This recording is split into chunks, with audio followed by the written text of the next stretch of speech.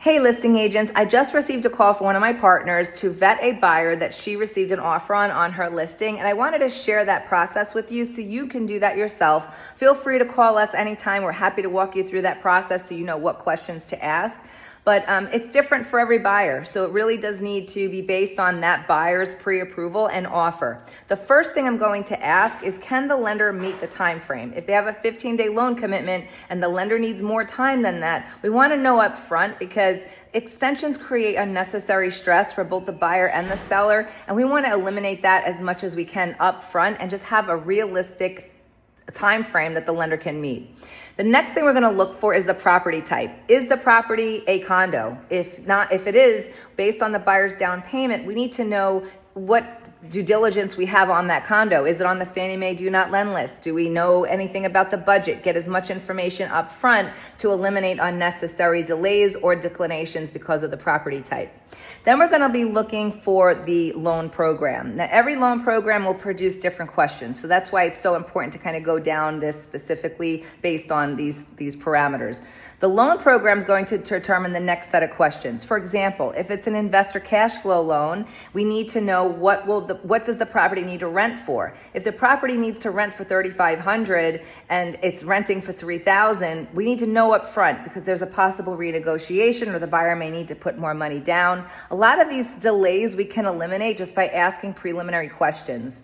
Then we're going to ask, if it's not an investor cash flow loan, and let's say it's a DU, LP, automated approval loan like FHA, VA, or conventional, we're going to want to know, have they run those automated systems? Now, the automated system, what it does is it reads the credit.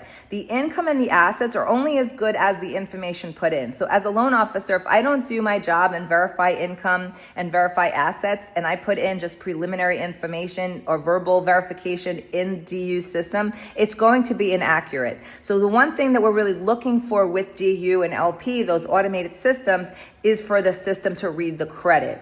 Then I'm going to follow up with, okay, what type of income does the buyer have? We're not going to ask for confidential information. We're just asking for general information so we understand that the lender did do their due diligence and verify the income appropriately. We're going to ask, are there any contingencies for the buyer to sell or rent property? Do they have the money to close readily available in their account? Or do they need to receive a gift? Has the buyer vetted the gift? Do they know where that money's coming from? So we're just asking general questions, but questions we're allowed to get answers from, because we want to know a couple things. Number one, again, did the buyer do their due diligence? And number two, do we have a willing and able lender? Are they going to communicate with us throughout the process? Or are they hard to reach, not responsive? That can make a transaction very complicated. So we're doing this for two reasons. We want to know if we have a responsive lender, and we want to know if the information has been vetted.